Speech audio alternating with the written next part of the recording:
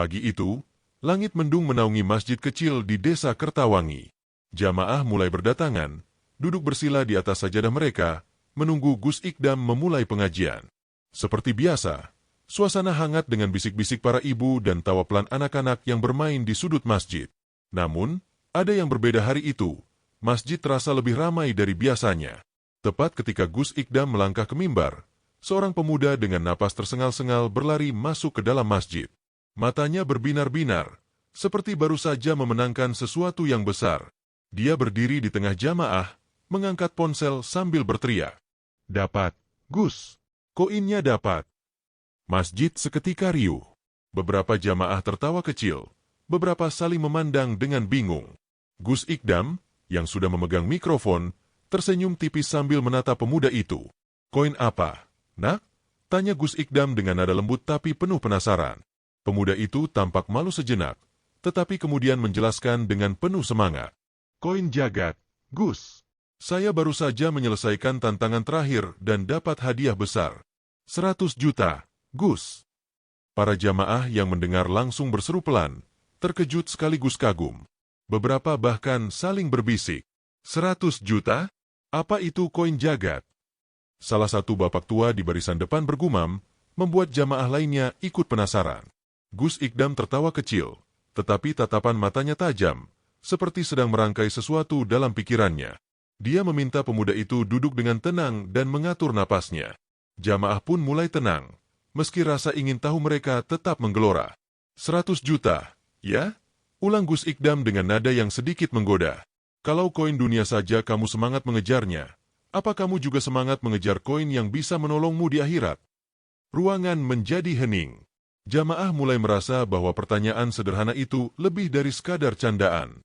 Gus Ikdam menatap mereka semua, satu persatu, sebelum melanjutkan. "Tapi, sabar dulu. Saya penasaran. Apa sebenarnya koin jagat ini? Ceritakan ke saya, nak. Biar semua di sini paham kenapa kamu begitu bersemangat." Pemuda itu pun mulai menjelaskan tentang fenomena koin jagat, bagaimana orang-orang berlomba mencari koin virtual di dunia nyata melalui aplikasi. Dia menggambarkan kegembiraannya saat berhasil menemukan lokasi koin terakhir, meski harus berlari melintasi sawah dan mendaki bukit. Jamaah mendengarkan dengan antusias, sebagian mengangguk-angguk, sebagian lagi berbisik tentang betapa menariknya permainan itu.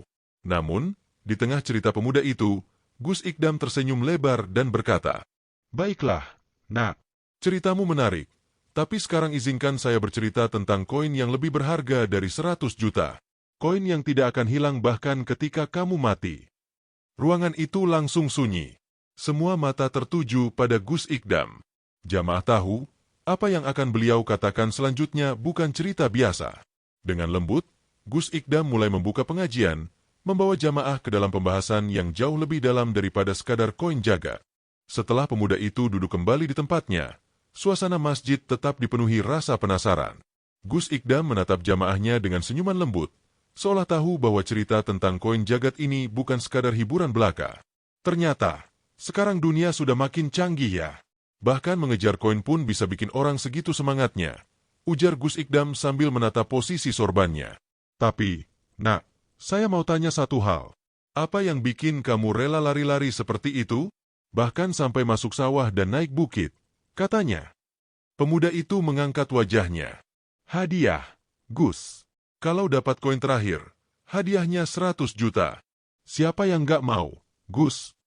Gus Ikdam mengangguk pelan, mempersilakan pemuda itu melanjutkan penjelasannya. Pemuda itu, yang namanya ternyata Rahmat, mulai menceritakan secara rinci apa itu koin jagat. "Jadi begini, Gus," kata Rahmat sambil menoleh ke jamaah lainnya. "Koin jagat itu aplikasi permainan yang lagi viral. Kita harus cari koin virtual di dunia nyata.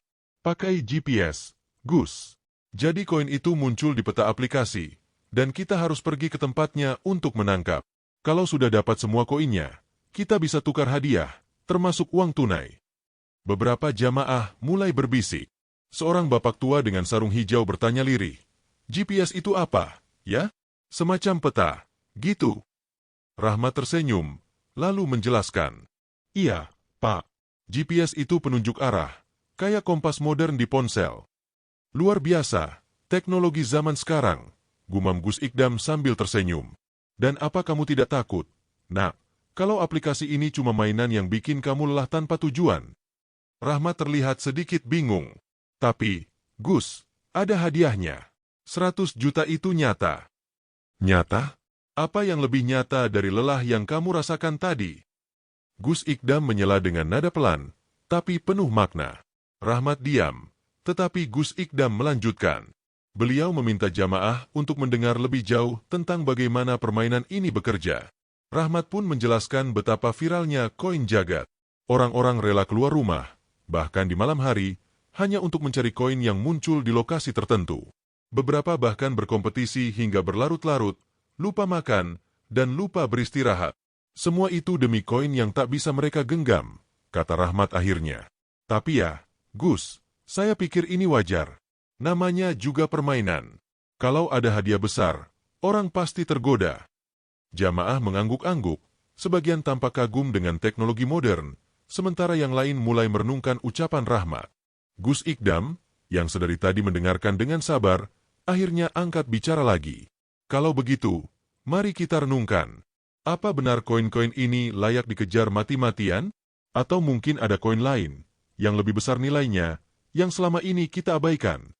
Semua jamaah terdiam. Gus Ikdam menatap mereka satu persatu, seolah ingin memastikan pertanyaannya benar-benar sampai ke hati setiap orang di ruangan itu. Nanti saya ceritakan tentang koin itu, kata Gus Ikdam pelan. Tapi sebelum itu, saya ingin kita semua bertanya pada diri sendiri, apa yang sedang kita kejar dalam hidup ini? Jamaah mulai terdiam lebih lama. Rahmat, yang tadinya begitu bangga dengan ceritanya, kini menunduk sedikit. Gus Ikdam membiarkan keheningan itu menyelimuti ruangan, memberikan waktu bagi semua orang untuk merenungkan pertanyaan yang baru saja dilontarkannya. Setelah membiarkan keheningan memenuhi ruangan, Gus Ikdam menarik napas panjang dan memulai ceritanya. Nada suaranya tetap lembut, namun ada kekuatan dalam setiap kata yang keluar dari mulutnya.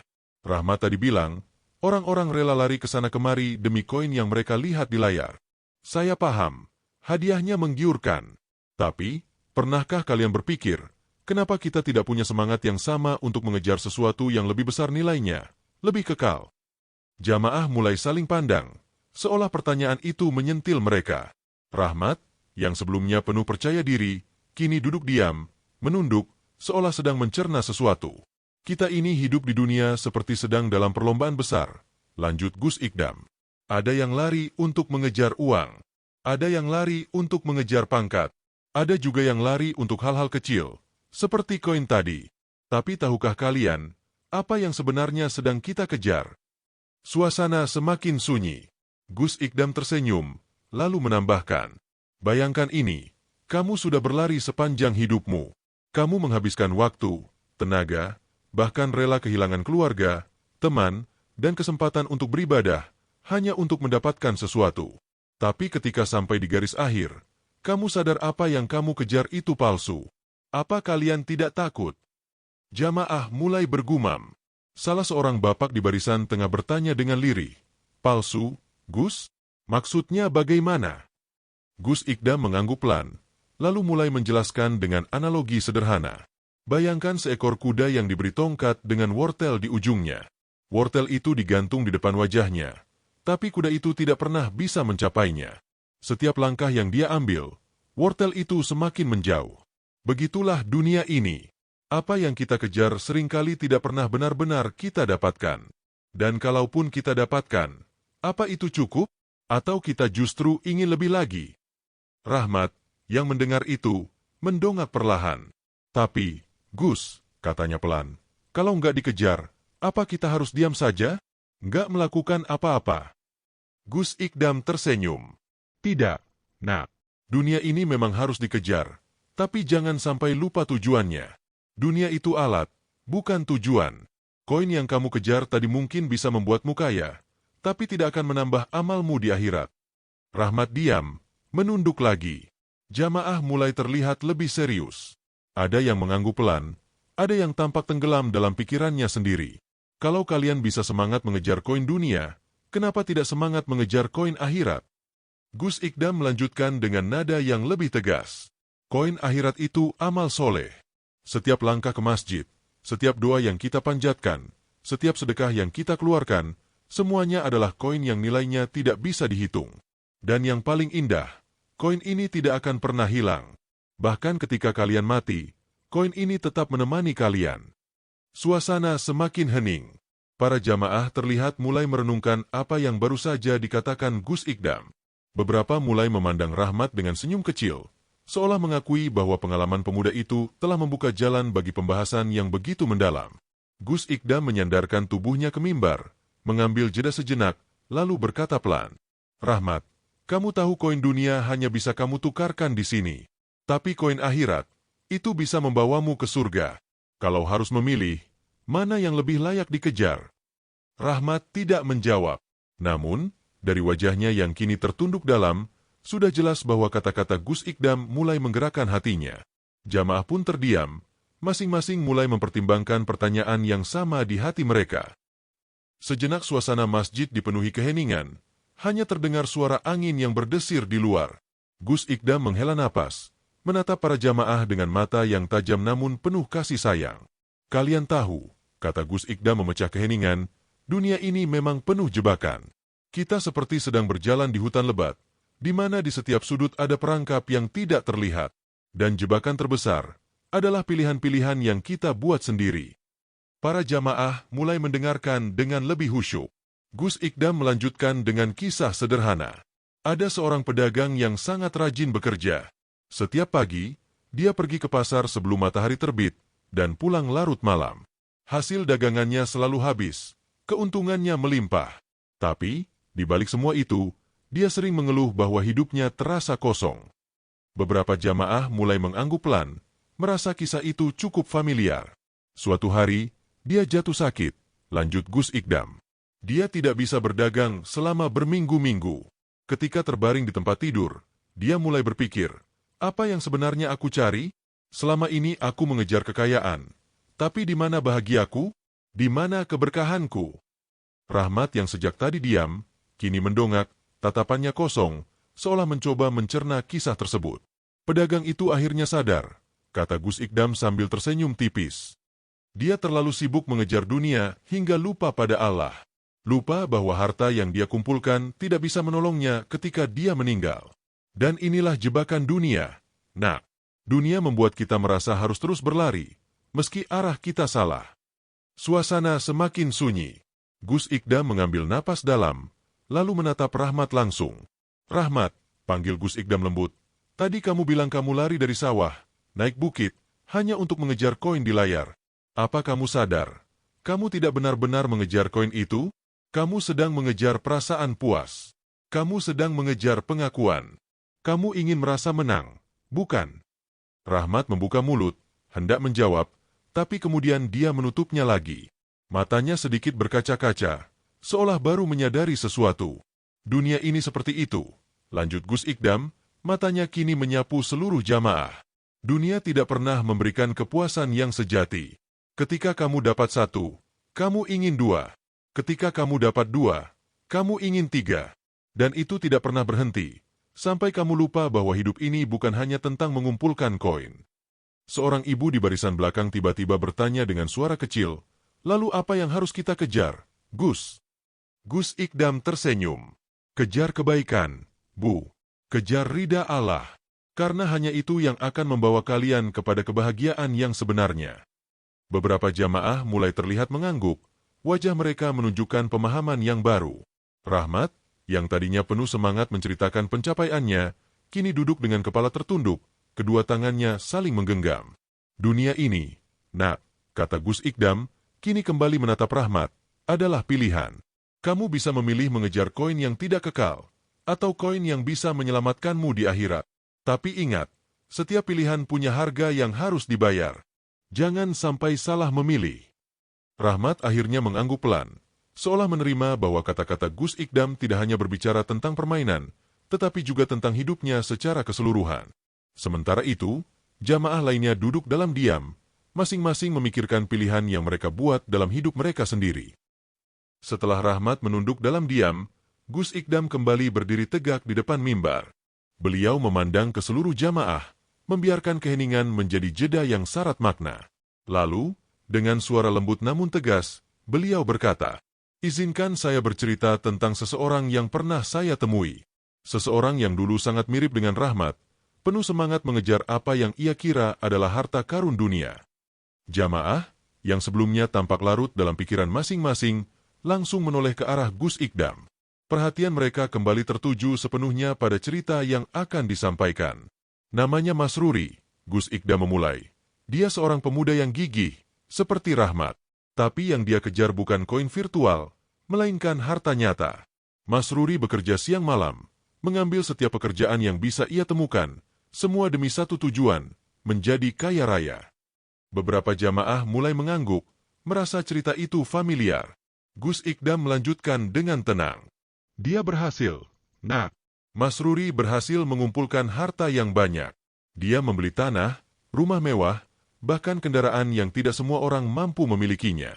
Tapi kalian tahu apa yang terjadi?" Jamaah diam, menunggu dengan rasa penasaran. Gus Ikdam menghela napas panjang, seolah berat untuk melanjutkan. Ketika hartanya semakin banyak, waktu untuk dirinya sendiri semakin sedikit. Dia mulai jarang bertemu keluarganya. Sholatnya tertunda-tunda. Bahkan, dia tidak lagi punya waktu untuk datang ke masjid. Rahmat mengangkat wajahnya sedikit, tatapannya terpaku pada Gus Ikdam. "Tapi puncaknya," kata Gus Ikdam dengan nada yang lebih berat, "adalah ketika suatu malam, dia jatuh sakit. Sakit yang aneh, kata dokter. Tubuhnya lemah. Tidak ada yang tahu apa sebabnya. Di atas ranjang rumah sakit, Masruri menangis dan bertanya, 'Kenapa aku merasa kosong? Apa yang salah dengan hidupku?' Beberapa jamaah menghela napas pelan, terpengaruh oleh cerita itu. Gus Ikdam melanjutkan dengan lebih pelan, lebih dalam. Saat itu, dia sadar bahwa semua hartanya tidak bisa membelinya waktu, tidak bisa membelinya kebahagiaan, dan tidak bisa membelinya ketenangan hati. Akhirnya, Masruri menangis dan berkata, 'Ya Allah, kalau Engkau beri aku kesempatan kedua, aku ingin menggunakannya untuk mengejar ridha MU, bukan dunia MU.' Rahmat menatap lantai. Kedua tangannya kini menggenggam lututnya erat. Jamaah lain mulai mengusap wajah mereka. Beberapa terlihat termenung dalam. "Tapi, Nak," lanjut Gus Ikdam, "tidak semua orang seberuntung Masruri. Tidak semua orang mendapat kesempatan kedua. Ada yang meninggal sebelum mereka sempat sadar bahwa apa yang mereka kejar salah arah." Jamaah terdiam. Suasana di masjid terasa semakin syahdu. Gus Ikdam lalu melanjutkan dengan nada yang sedikit lebih ringan, namun tetap penuh makna. "Rahmat, apa yang terjadi padamu hari ini adalah pengingat dari Allah. Kamu diberikan kemampuan untuk mengejar sesuatu. Tapi sekarang kamu harus bertanya pada dirimu sendiri, apa yang kamu kejar benar-benar bernilai?" Rahmat mengangguk pelan. Matanya berkaca-kaca. Gus Ikdam menoleh ke jamaah lainnya. "Dan pertanyaan ini bukan hanya untuk Rahmat. Ini untuk kita semua. Apa yang sebenarnya sedang kita kejar dalam hidup ini? Jika hari ini adalah hari terakhir kita, apakah yang kita kejar itu akan berarti?" Beberapa jamaah mulai mengusap wajah mereka, meresapi kata-kata Gus Ikdam. Cerita tentang Masruri terasa seperti cermin, memantulkan kenyataan hidup mereka sendiri. Gus Ikdam menatap mereka semua dengan senyuman lembut, lalu berkata, "Kalian punya waktu untuk memilih. Jangan biarkan pilihan yang salah membuat kalian menyesal di kemudian hari." Hening kembali menyelimuti ruangan. Jamaah terdiam, masing-masing merenungi makna dari cerita penuh hikmah yang baru saja mereka dengar. Rahmat duduk dengan tubuh sedikit gemetar, seolah menemukan sesuatu yang selama ini hilang dalam dirinya. Hening yang menyelimuti masjid membuat setiap detik terasa panjang. Jamaah seolah tenggelam dalam refleksi masing-masing. Rahmat masih duduk di tempatnya, tubuhnya sedikit gemetar. Matanya berkaca-kaca, namun bibirnya tak mampu mengeluarkan sepatah kata pun. Gus Ikdam, dengan senyuman lembut, menggeser sorban di pundaknya dan mulai berbicara lagi.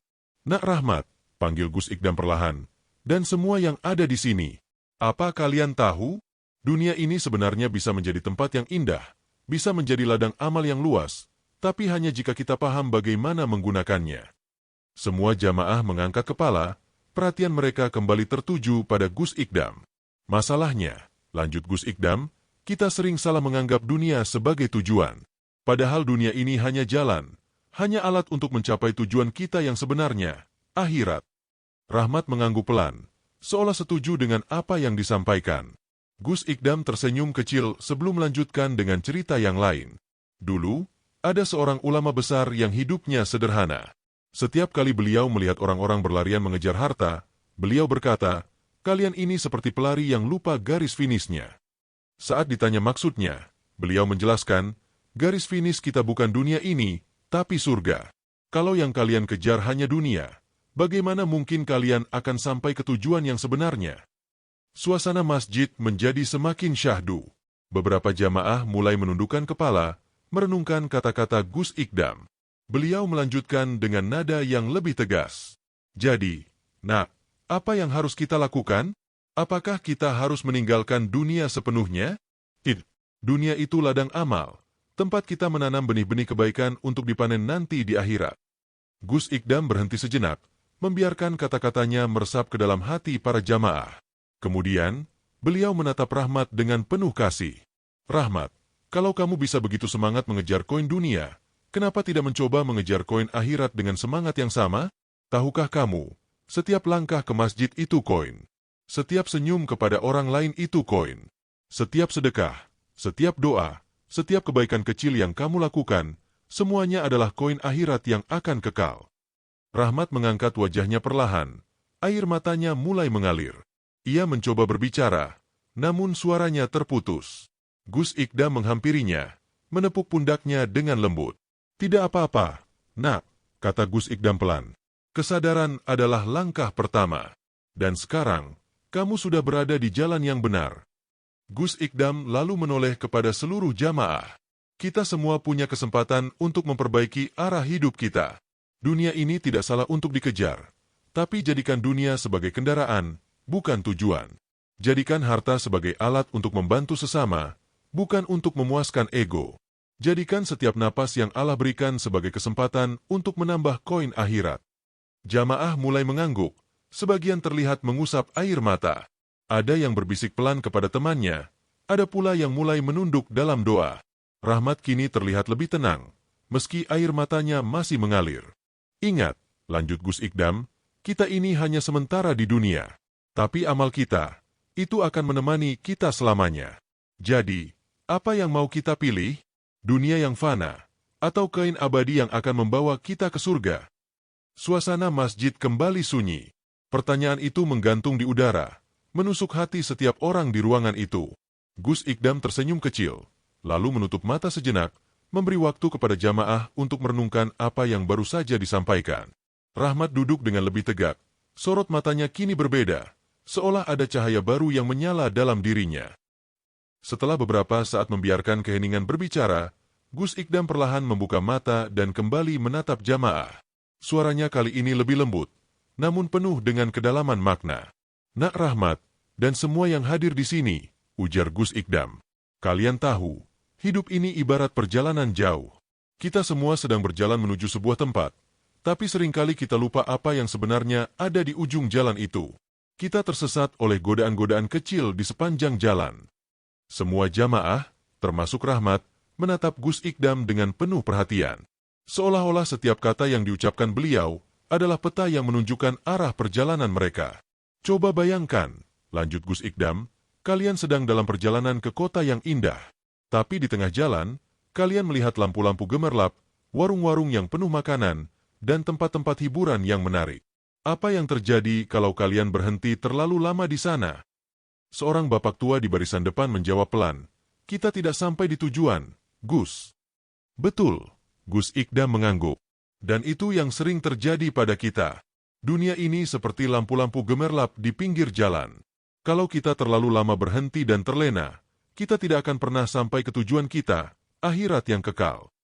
Rahmat, yang sebelumnya hanya diam, kini berbicara dengan suara pelan. "Jadi, Gus, apa yang harus saya lakukan sekarang? Bagaimana caranya agar saya tidak tersesat lagi?" Gus Ikdam tersenyum lembut, lalu menjawab, "Nak, langkah pertama adalah niat. Ubah niatmu. Kalau selama ini kamu mengejar dunia untuk kepuasan diri sendiri, ubah niat itu menjadi ibadah. Dunia ini bisa menjadi ladang pahala kalau kita menggunakannya untuk kebaikan. Jadikan setiap langkahmu sebagai investasi akhirat." Rahmat mengangguk perlahan. Matanya menunjukkan tekad yang baru. Gus Ikdam lalu menoleh kepada seluruh jamaah. Dan kalian semua, jangan pernah lupa bahwa kita punya sesuatu yang lebih besar daripada dunia ini. Amal soleh yang kalian kumpulkan adalah koin akhirat. Dan koin itu, nak, tidak akan pernah hilang. Tidak akan pernah usang. Tidak akan pernah berkurang nilainya. Beberapa jamaah terlihat mengusap air mata. Ada yang mulai berbisik dalam hati, memohon ampun kepada Allah atas kelalaian mereka selama ini.